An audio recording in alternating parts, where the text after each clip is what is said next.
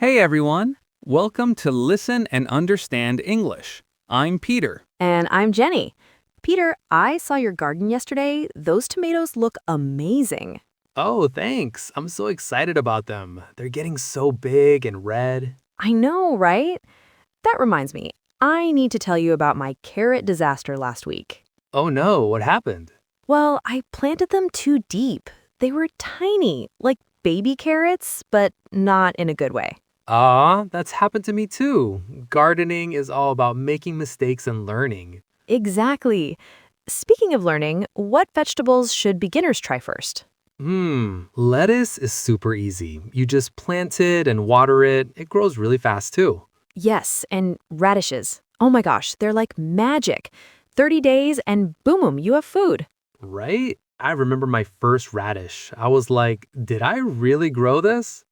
That's the best feeling. What about beans? My mom always grew those. Oh, beans are fantastic. You can watch them climb up. Kids love that. Totally. Now, when should people start planting? I always mess up the timing.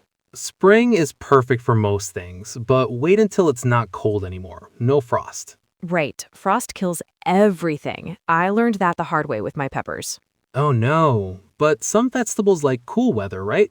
Yes, spinach loves cool days, and peas too. They don't like hot summer sun. That's so smart of them. But tomatoes are the opposite. They love hot weather. Oh, yeah, they need lots of sun and heat. That's why we plant them in summer. And water. Don't forget the water. I water my tomatoes every morning. Good idea.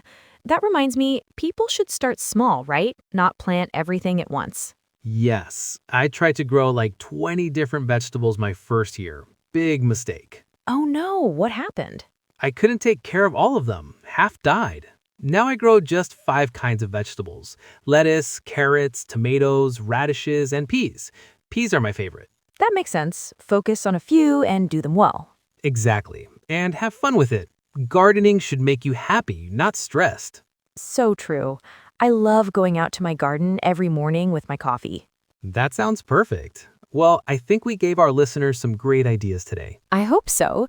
Thanks for listening to Listen and Understand English today. We enjoy helping you with your English learning. How many of you would like to grow a garden? Let us know in the comment section. Listening to English conversations is a great way to learn faster.